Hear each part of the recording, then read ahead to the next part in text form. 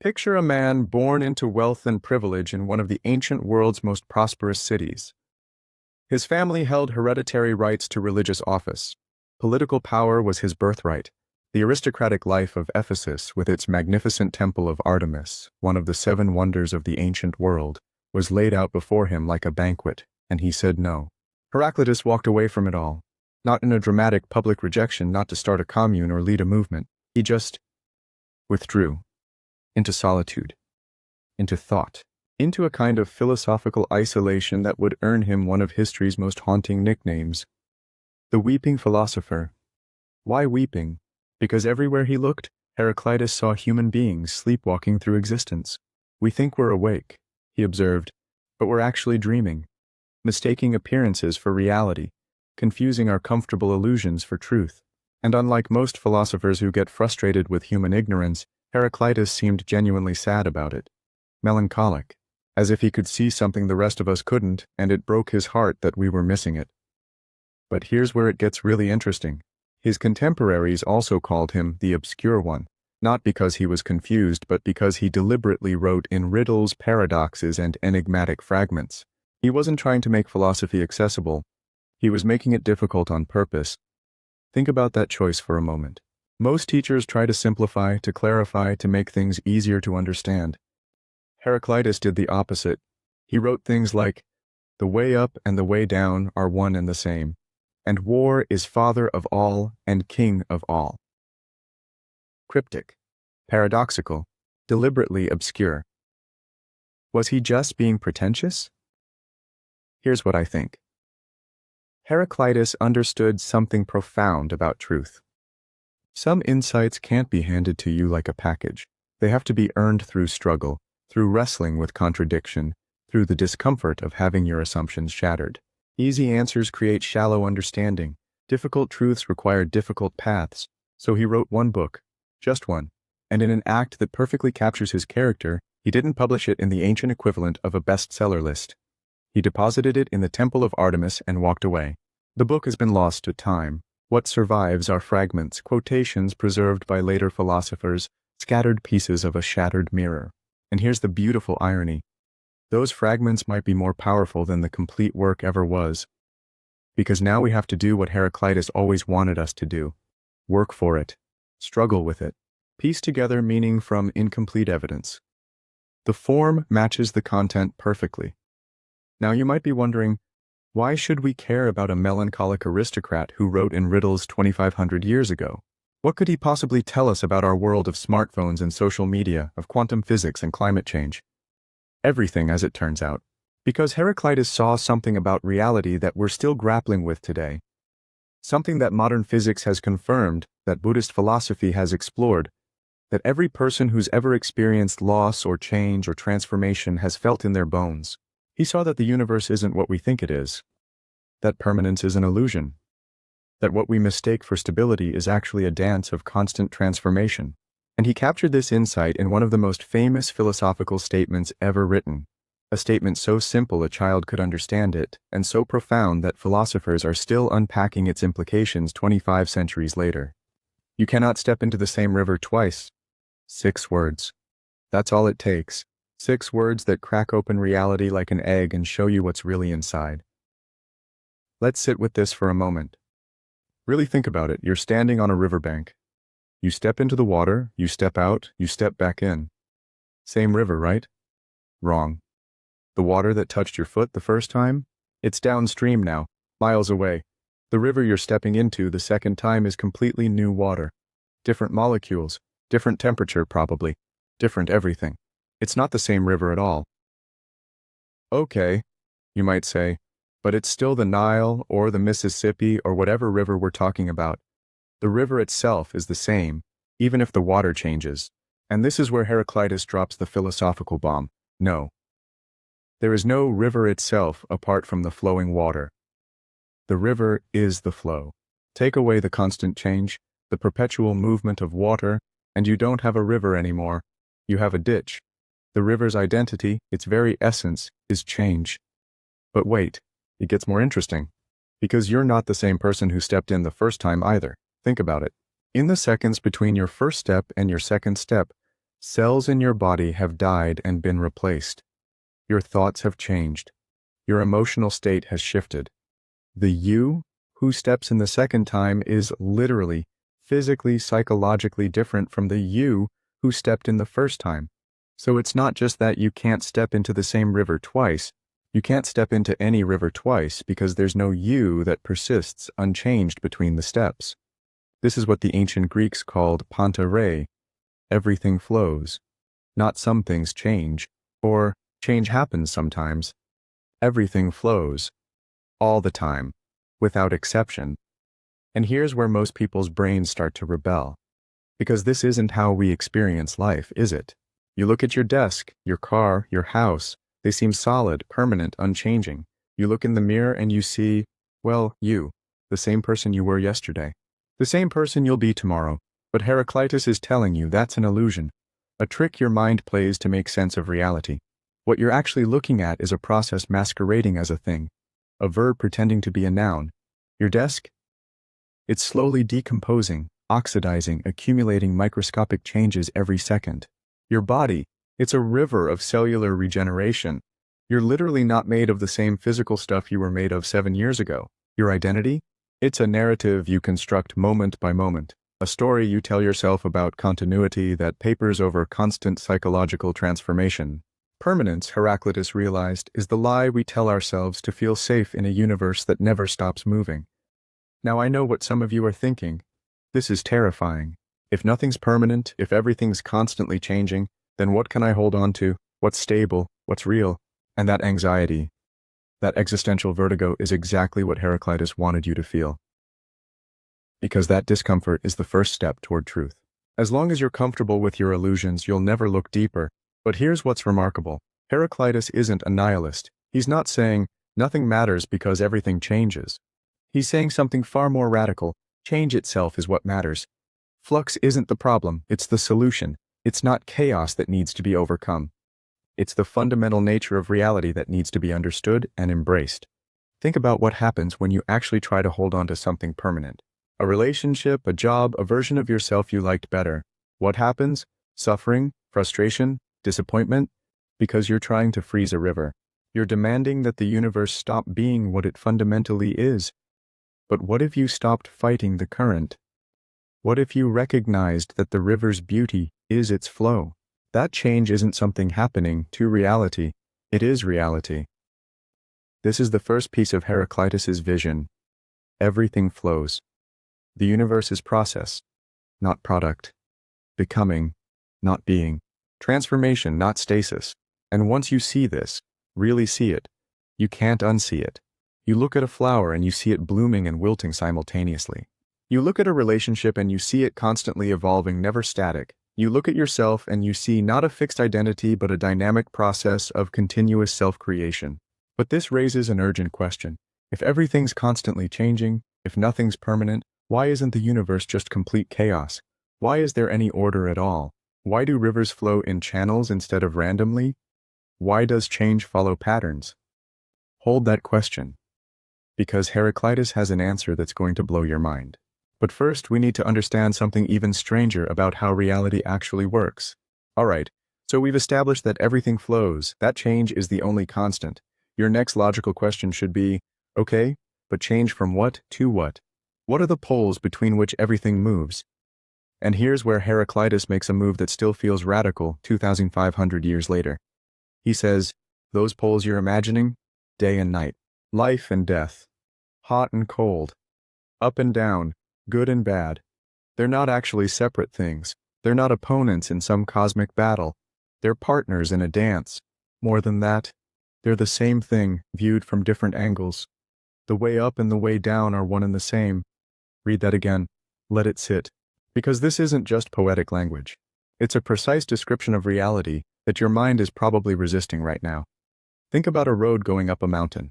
From the bottom, it's the way up. From the top, it's the way down. But it's the same road.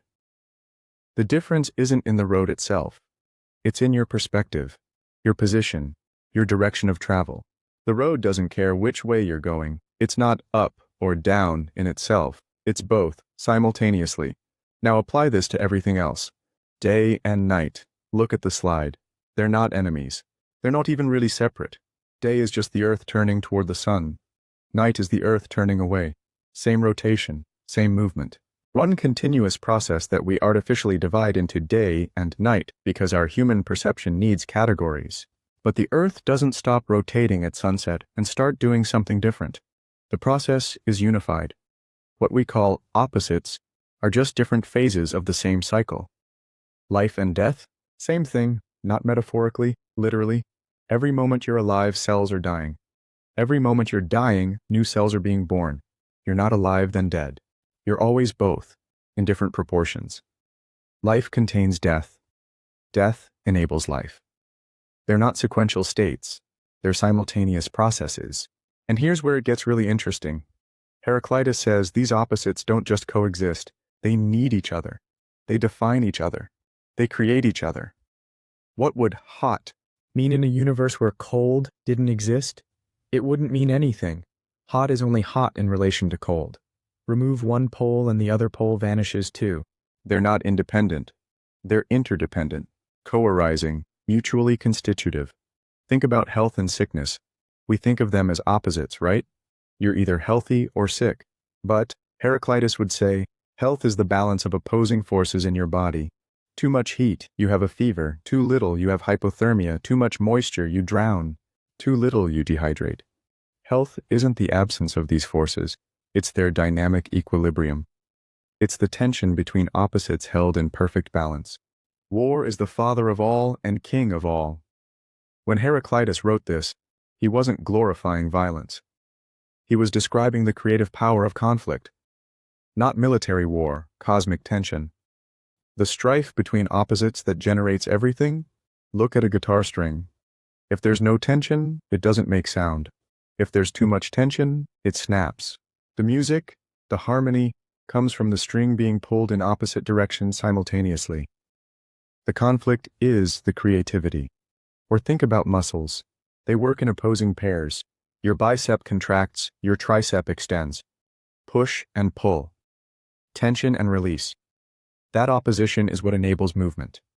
Remove the opposition and you have paralysis, not peace. This is what Heraclitus means by harmony through conflict. Not harmony after conflict, as if we need to resolve all tensions and reach some static, peaceful state. Harmony through conflict. Harmony that exists because of the dynamic tension between opposites. The slide shows this beautifully, day and night creating rhythm and balance. Life and death creating growth and renewal. These aren't problems to be solved. They're the structure of existence itself. Now, I know your mind is probably pushing back right now, because we're trained to think in binaries, good versus evil, right versus wrong, us versus them, and we're trained to pick a side, to try to eliminate the opposition. But Heraclitus is saying that's not just impossible, it's nonsensical. Trying to have day without night is like trying to have up without down, or inside without outside. The concepts don't work independently. They're a package deal. And here's the practical implication that should shake you. Every time you're experiencing something you label negative, you're simultaneously experiencing its opposite. When you're in pain, you're defining what pleasure means. When you're confused, you're creating the possibility of clarity. When you're struggling, you're building the capacity for ease. The opposites aren't fighting each other, they're completing each other. But, and this is crucial, Heraclitus isn't saying everything's relative, or nothing matters because it's all the same. He's saying something more subtle. Opposites are distinct perspectives on a unified reality. The unity doesn't erase the difference. The difference doesn't destroy the unity. Think about breathing. Inhale and exhale are opposites, right? But they're not separate processes. They're one process, respiration, that requires both movements. You can't just inhale. You can't just exhale. The opposition is what makes the process work. This is the second piece of Heraclitus's vision. Reality is structured by the dynamic interplay of opposites, not opposites at war trying to destroy each other. Opposites in conversation, creating harmony through their tension. And once you see this, you start noticing it everywhere. Silence and sound, stillness and motion, certainty and doubt. Each pair locked in an eternal dance, each partner defining and enabling the other. But here's the question this raises. What is this process? What's actually doing the changing, the flowing, the dancing between opposites? Is there some fundamental stuff that takes all these different forms? Heraclitus had an answer, and it's perfect, because he chose the one element that is transformation itself. Fire, not water, even though water flows. Not earth, even though earth seems fundamental. Not air, even though air is everywhere. Fire. And the moment you really think about what fire is, you realize why Heraclitus made this choice. Because fire is the only element that can't exist in a static state. Fire is change. Fire is process. Fire is transformation made visible. Look at a flame right now.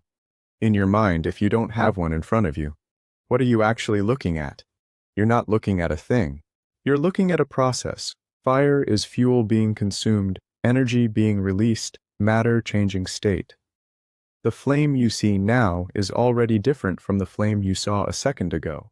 Different fuel molecules burning, different heat patterns, different light waves. A flame is a river made of light. You cannot have a still fire, a frozen fire, a permanent fire. Those phrases don't even make sense. Fire only exists in the act of transformation. Stop the transformation, and the fire ceases to exist. This is why Heraclitus chose it as his fundamental element. Because he's not really talking about chemistry. He's talking about ontology, the nature of being itself. And he's saying, being is becoming. Existence is transformation. Reality is more like fire than like stone. But look at what fire does. Really look. The slide breaks it down into 4 aspects, and each one is crucial. Symbol of change. Fire never stays the same, ever. It's perpetually consuming and renewing itself. The log that was solid becomes ash and smoke and heat and light. Matter transforms into energy. Potential becomes actual. And the fire itself? It's not a thing that changes, it's the changing itself. Fire doesn't have transformation. Fire is transformation, dual nature. This is where it connects back to the unity of opposites. Fire simultaneously destroys and creates. It's not doing one, then the other. It's doing both at once, in the same moment, in the same flame. Watch a forest fire. Destruction, right? Absolutely. Trees reduced to ash. Ecosystems devastated. But, and this is what Heraclitus saw, that same fire is creating. The ash enriches the soil. The heat cracks open seeds that can't germinate any other way.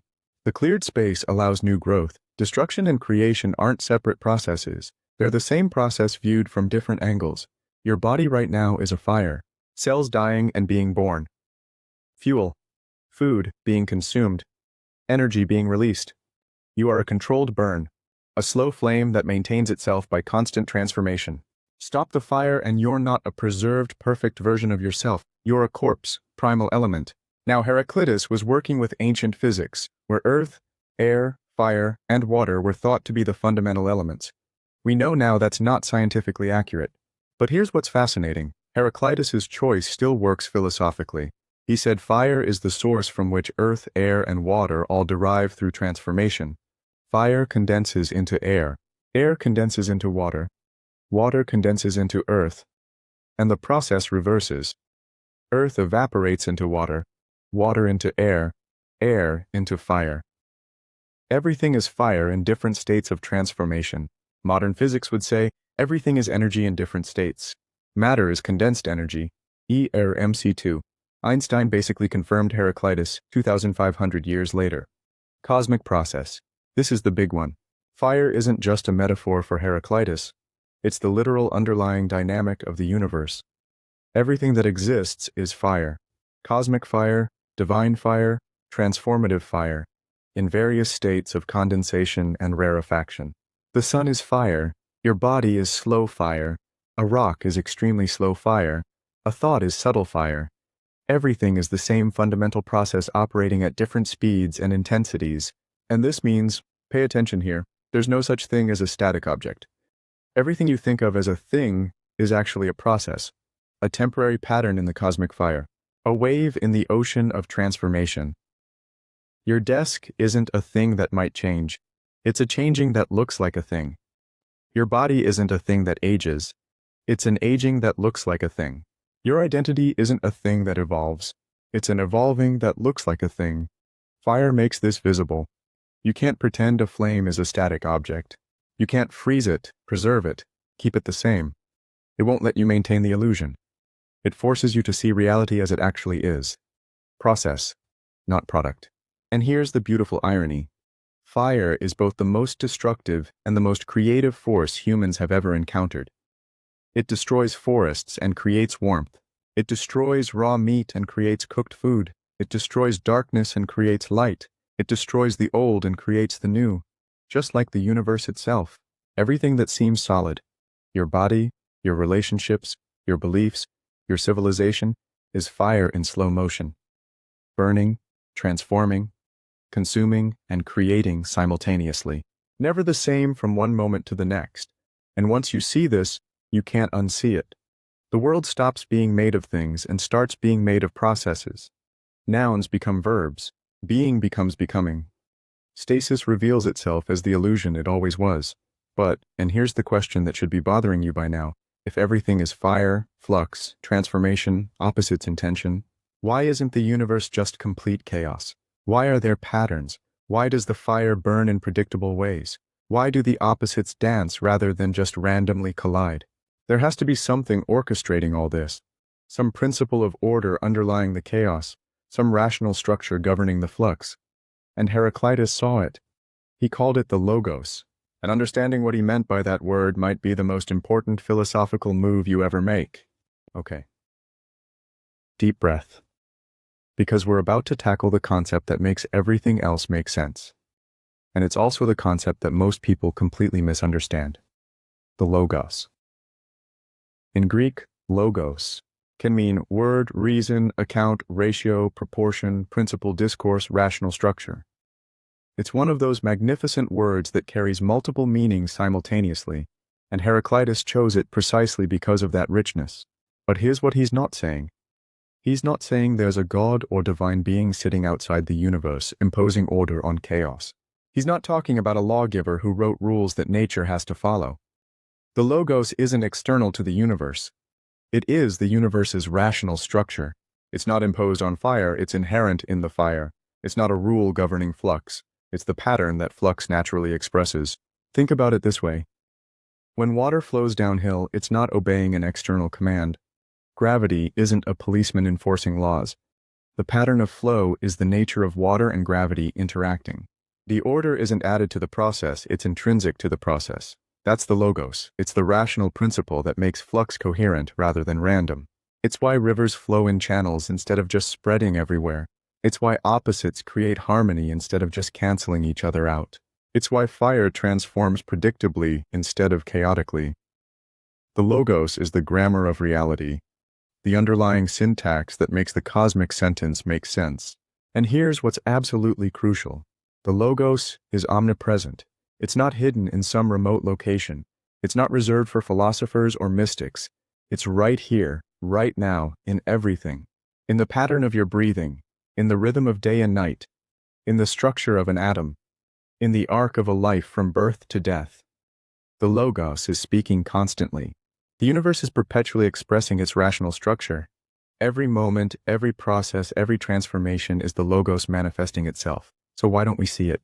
This is where Heraclitus gets melancholic again, because the logos is omnipresent and objective, it's really there, governing everything, but most people walk through life completely oblivious to it.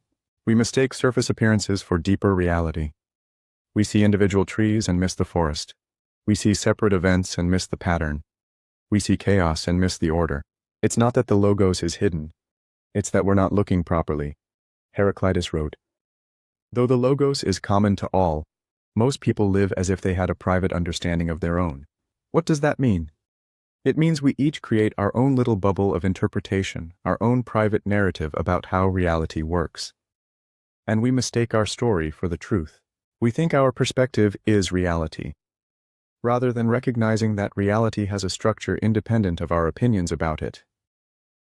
Imagine 10 people watching a river. One sees beauty.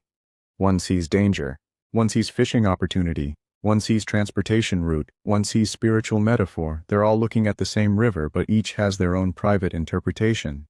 The logos is the river itself, the actual pattern of water flowing according to physical principles. It's objective. It's there whether anyone understands it or not.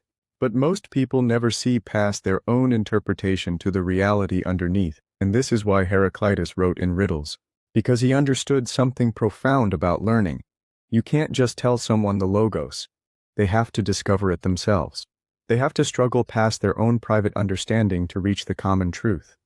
Easy answers create the illusion of understanding without the reality. Difficult truths require difficult work. But here's what happens when you do align yourself with the logos, when you stop fighting against reality's structure and start flowing with it. Wisdom, peace, power. Not the power to control reality, but the power that comes from understanding how it actually works. Think about a skilled sailor. They don't control the wind. They understand wind patterns, the logos of weather, and work with it.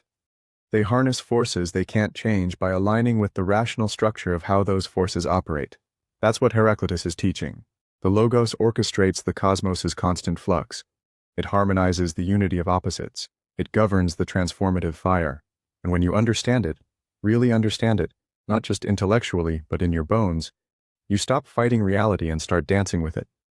You see the pattern in the chaos, the order in the flux, the reason in the transformation, and suddenly the universe stops being a terrifying place where everything's constantly changing and nothing's reliable. Instead, it becomes a cosmos, an ordered whole, where change itself follows rational principles, where flux has structure, where transformation has direction. The logos doesn't eliminate change, it gives change meaning. Now here's what's remarkable about this concept.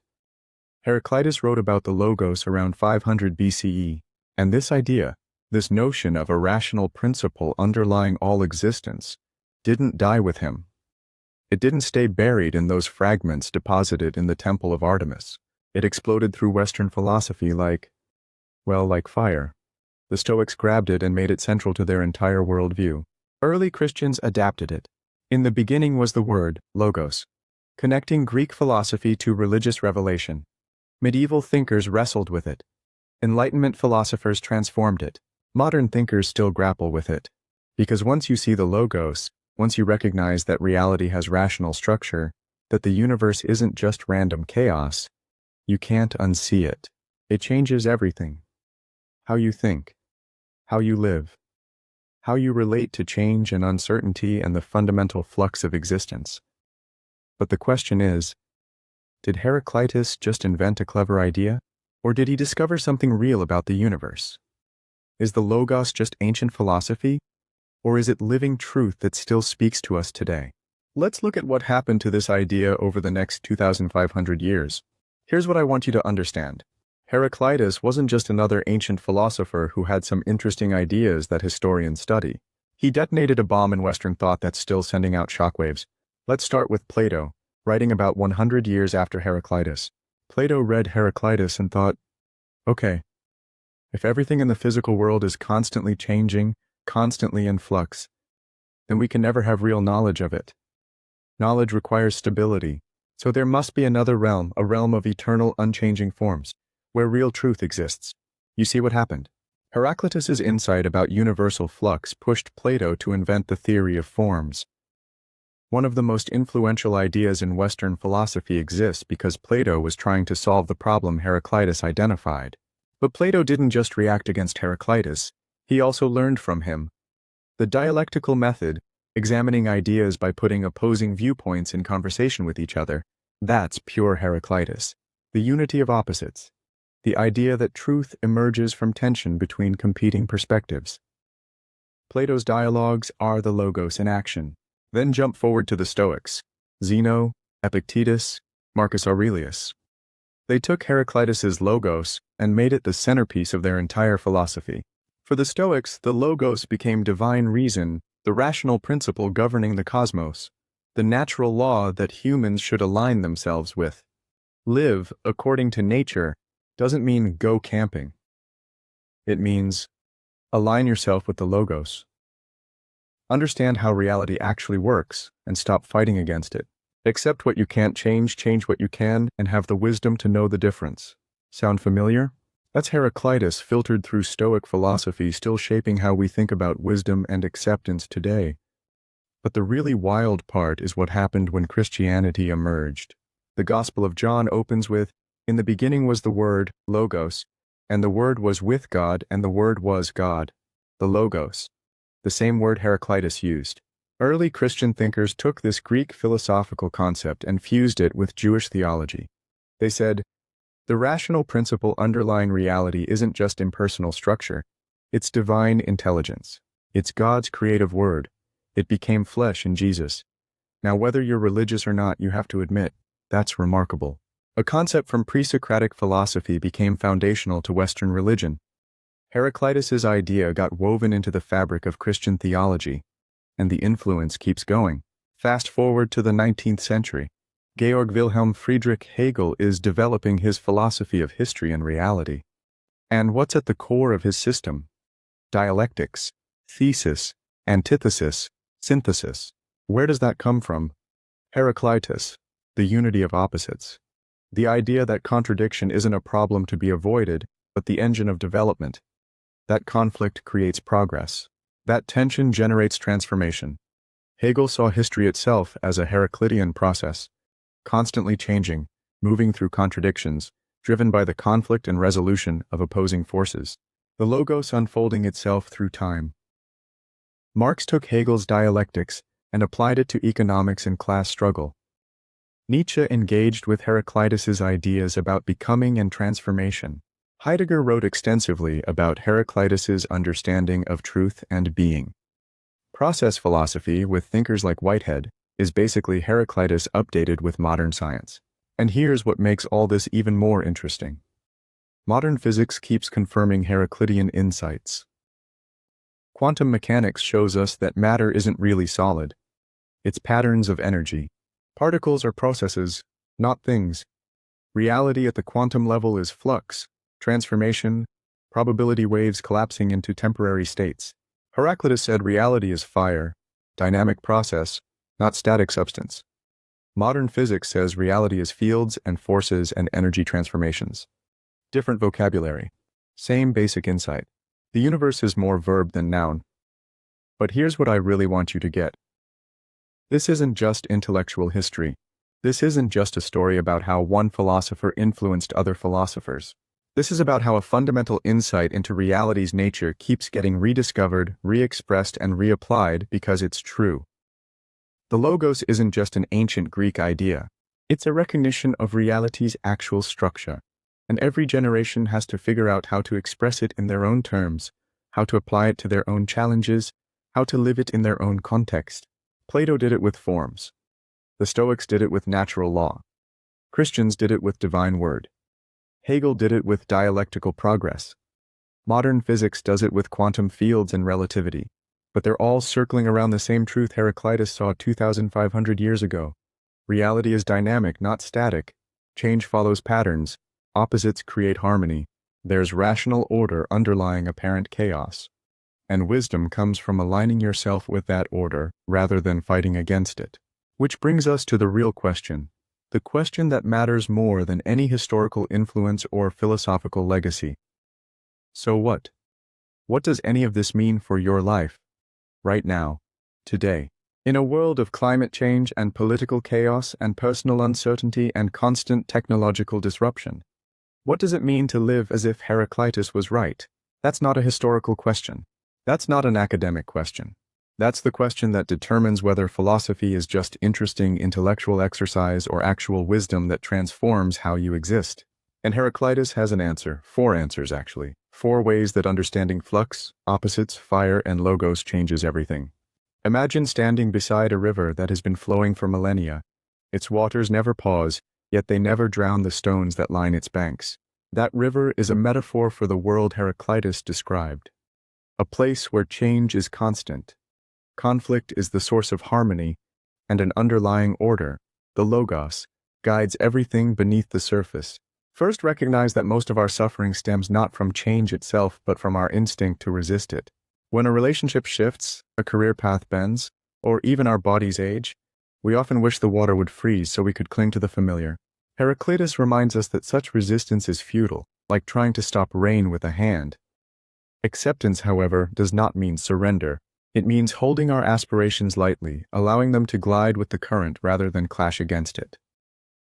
A surfer doesn't command the wave, she reads it, aligns with it, and rides it. In the same way, we stay engaged with life while honoring the inevitability of flux. Second, reframe conflict. From childhood, we're taught that discord signals failure and must be eliminated. Yet the tension of a plucked guitar string produces music. Without it, there is only silence. Our inner contradictions, security versus adventure, responsibility versus freedom, are not flaws, but the very forces that make us dynamic and creative. In relationships, the push-pull of closeness and distance, of understanding and vulnerability, fuels growth. The goal isn't to erase these tensions, but to recognize them as the living heart of the connection. Of course, destructive conflict, abuse, cruelty, has no place in this picture.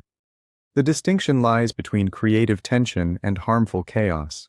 Third, seek the logos. If everything is in motion, how do we navigate? The logos is the rational pattern that underlies apparent disorder. When you first learn a new skill, the steps feel random. Over time, patterns emerge, and the activity becomes intuitive. The same principle applies to emotions, relationships, career moves, even the randomness of chance. Discovering the logos requires humility, questioning assumptions, admitting what you don't yet understand, and observing reality as it is, not as you wish it to be. As you strip away ego-driven narratives, the world gradually reveals its regularities, much like eyes adjusting to dim light. Finally, flow with life. Combine acceptance of change, appreciation of conflict, and pursuit of the logos, and you become a swimmer rather than a struggler in the river. Flow does not equal passivity. Water shapes canyons, generates power, and sustains ecosystems precisely because it works with the terrain. Treat your goals, plans, and values as hypotheses, useful guides, not immutable contracts. When circumstances shift, as they inevitably will, adaptation becomes your strength. This reserve clause, a Stoic insight, lets you act fully while acknowledging that ultimate outcomes lie beyond total control. Effort aligned with the current feels like facilitation, not exhausting friction.